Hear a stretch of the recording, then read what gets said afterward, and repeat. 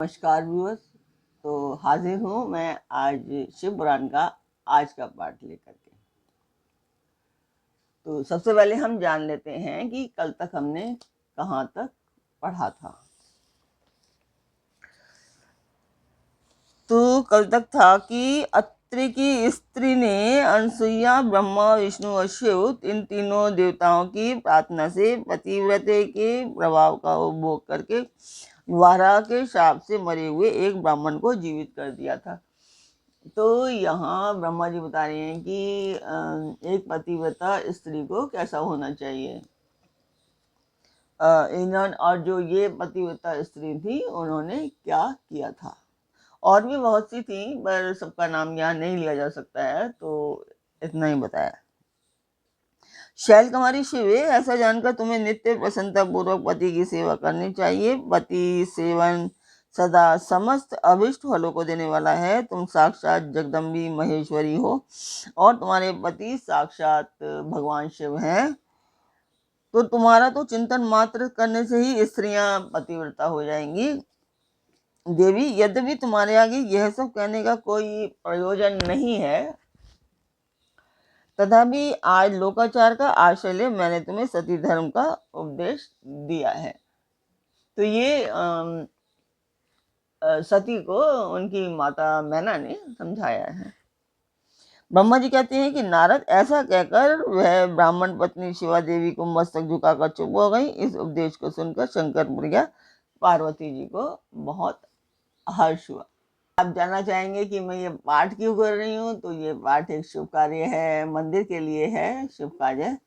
तो इसमें मैं आप सब लोगों का सहयोग चाहती हूँ कि आप सब लोग सब्सक्राइब करें, लाइक करें और शेयर करें, ताकि मेरा जो ये उद्देश्य है ये पूर्ण हो पाए। ऐसे तो आवाज़ आ रही होगी, अभी तो पंखे की आवाज़ नहीं आ रही होगी, पर ठीक है, मैं हाथ में ले लेती हूँ ये माइक को।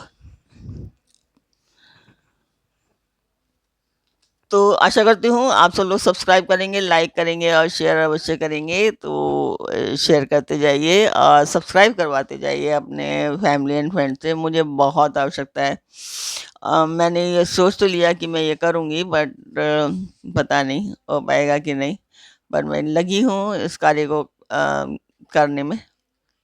देखते हैं कि क्या होता है। तो आशा करती हूँ आप सब लोग सब्सक्राइब करेंगे, शेयर अवश्य करवाएंगे अपने फैमिली एंड फ्रेंड्स से। तो जिस मंदिर का मैं वर्णन कर रही हूँ उस मंदिर की मैं वीडियो डालती हूँ, आप लोग देखें और मुझे बताएं कि आपको मेरा पाठ कैसा लगता है।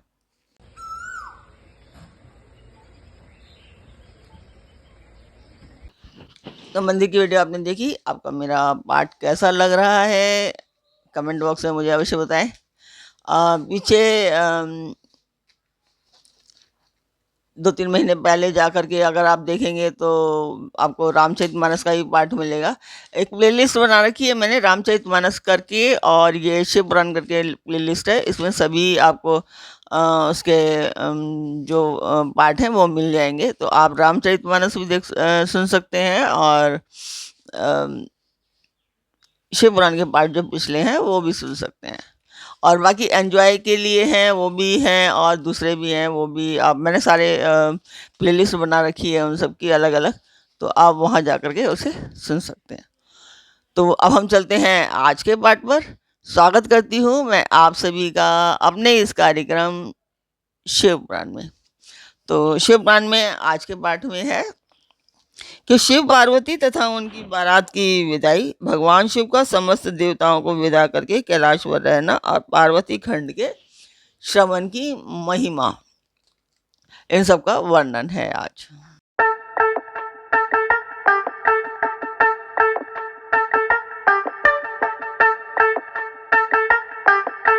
तो ब्रह्मा जी कहते हैं कि नारद ब्राह्मणी के देवी पार्वती को पतिव्रत धर्म की शिक्षा देने के पश्चात मैना को बुलाकर कहा कि महारानी जी, अब अपनी पुत्री की यात्रा कराइए, इसे विदा कीजिए।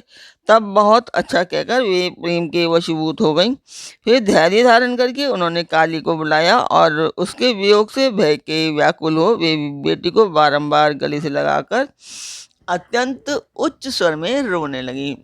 बेटी का बिछोह था तो रोना तो आएगा ही माँ को। फिर पार्वती भी करुणाजनक बात कहती हुई जोर जोर से रो पड़ी। मैना और शिवा दोनों ही विरह शोक से पीड़ित तो वहां मूर्छित हो गई थी। पार्वती के रोने से देव पत्नियां भी अपनी सुध बुध खो बैठी। सारी स्त्रियां वहां रोने लगी। वे सब की सब अचेत सी हो गईं। उस समय उस यात्रा के समय परम प्रभु साक्षात योगेश्वर शिव भी रो पड़े। फिर दूसरा कौन चुप रह सकता था। कई अभी भी शादियों में होता है कि लड़के भी रो जाते हैं विदा के समय में, पर आजकल तो लड़कियां रोती नहीं हैं। तो अब अभी मैंने देखा नहीं है कि लड़के रोए, या अभी तो लड़कियां भी नहीं रोती हैं, तो लड़के को तो मतलब ही नहीं बनता। पर पहले थोड़े टाइम पहले लड़के भी रोने लग जाया करते थे, और बहुत सारे वीडियोस भी आए हैं इस टाइप के।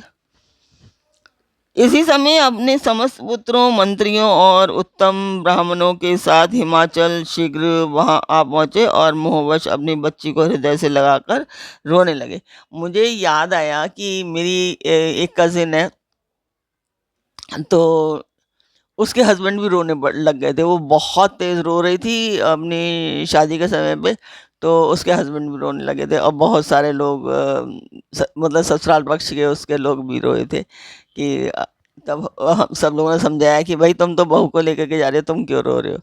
तो इसीलिए इसलिए मैं कह रही थी, हाँ ये ऐसा मैंने देखा सुना है अभी भी। बेटी तुम मुझे छोड़कर कहाँ चली जा रही हो, ऐसा बात कहकर सारे जगत को सुना मानते हुए वे बारंबार विलाप करने लगे।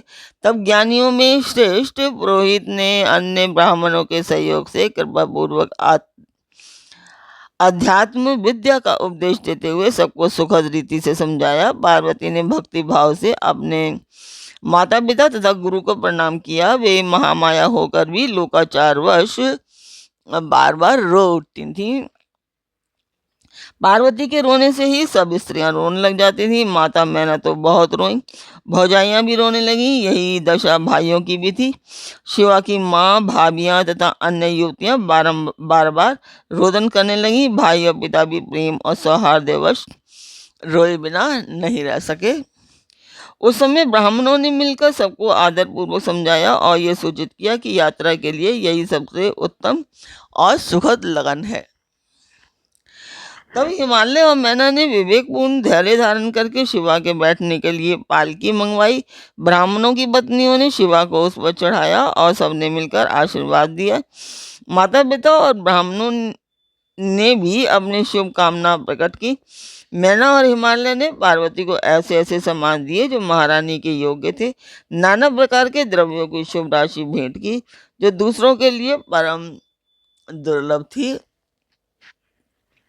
शिवा ने समस्त गुरुजनों को, माता पिता को, पुरोहित को और ब्राह्मणों को तथा भौजाइयों और दूसरी स्त्रियों को प्रणाम करके यात्रा आरंभ की। पुत्रों सहित बुद्धिमान हिमाचल भी स्नेह के वशीभूत हो पीछे पीछे गए और उस स्थान पर गए जहाँ देवताओं सहित भगवान शिव प्रसन्नतापूर्वक प्रतीक्षा कर रहे थे। वहाँ सब लोग बड़े प्रेम और आनंद से परस्पर मिले। उन सब ने भगवान को प्रणाम किया और उनकी प्रशंसा करते हुए वे पुरी को लौट गए।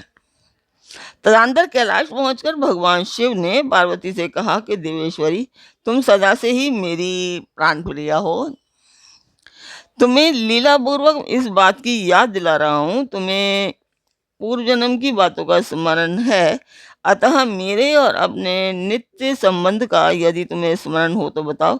अपने प्राणनाथ महेश्वर की यह बात सुनकर शंकर की नित्य प्रिया पार्वती मुस्कुराते हुए बोली कि प्राणेश्वर, मुझे सब बातों का स्मरण है, किंतु इस समय आप चुप रहिए और इस अवसर के अनुरूप जो कार्य हो उसी को शीघ्र पूर्ण कीजिए। कि मतलब आप पहले जो कार्य हैं उन्हें आप पूर्ण कर लो, उसके बाद फिर बात करेंगे। तो ब्रह्मा जी कहते हैं कि नारद, प्रिया पार्वती की सैकड़ों सुधा धाराओं के समान मधुर वचन को सुनकर लोकाचार नाना रत्नों से विभूषित हो अपनी स्त्रियों और सेवक गणों के साथ आकर प्रभु चंद्रशेखर को प्रणाम किया। फिर प्रियेत वचनों द्वारा प्रसन्नतापूर्वक उनकी स्तुति एवं परिक्रमा करके शिव विवाह की प्रशंसा करते हुए वे सब लोग अपने अपने धाम को चले गए। मुने, साक्षात भगवान शिव ने लोकाचारवश भगवान विष्णु को और मुझको भी प्रणाम किया। ठीक उसी तरह जैसे वामन रूपधारी श्रीहरि ने महर्षि कश्यप को नमस्कार किया था, तब मैंने और श्री विष्णु ने शिव को हृदय से लगाकर उनको आशीर्वाद दिया। तदंतर श्रीहरि ने उन पर ब्रह्म परमात्मा मानकर उनकी इस उत्तम स्तुति की। इसके बाद मेरे सहित भगवान विष्णु शिव से विदा ले शिव और शिवा को प्रसन्नतापूर्वक हाथ जोड़ उनके विवाह की प्रशंसा करने लगे। उनके विवाह की प्रशंसा करते हुए फिर वो अपने धाम को चले गए थे।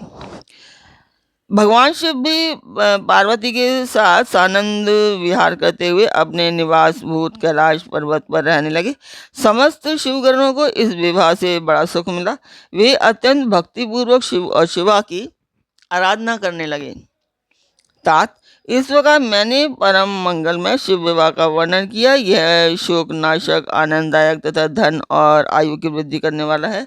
जो पुरुष भगवान शिव और शिवा में मन लगाकर पवित्र हो प्रतिदिन इस प्रसंग को सुनता और नियम पूर्वक दूसरों को सुनाता है, वह शिवलोक को प्राप्त करता है। यह अद्भुत आख्यान कहा गया जो मंगल का आवास स्थान है। यह संपूर्ण विघ्नों को शांत करके समस्त रोगों का नाश करने वाला है। इसके द्वारा स्वर्ग, यश, आयु तथा पुत्र और पौत्रों की प्राप्ति होती है। यह संपूर्ण कामनाओं को पूर्ण करता, इस लोक में भोग देता और परलोक में मोक्ष प्रदान करता है। इस शुभ प्रसंग को सुनने से अपमृत्यु का शमन होता है और परम शांति की प्राप्ति होती है। यह समस्त दुस्वप्नों का नाशक तथा बुद्धि एवं विवेक आदि का साधक है। अपने शुभ की इच्छा रखने वाले लोगों को शिव संबंधी सभी उत्सवों में प्रसन्नता के साथ प्रयत्न पूर्वक इसका पाठ करना चाहिए। यह भगवान शिव को संतोष प्रदान करने वाला है।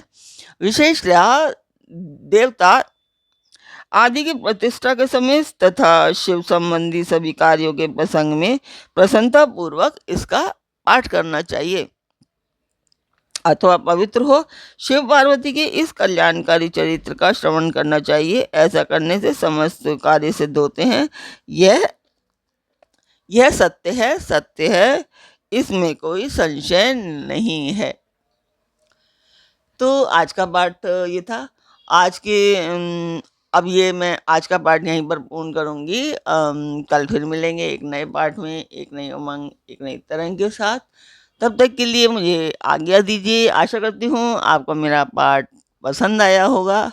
तो कल फिर मिलते हैं एक नए पाठ में, एक नई उमंग, एक नई तरंग के साथ। ओम नमः शिवाय। जय माता की।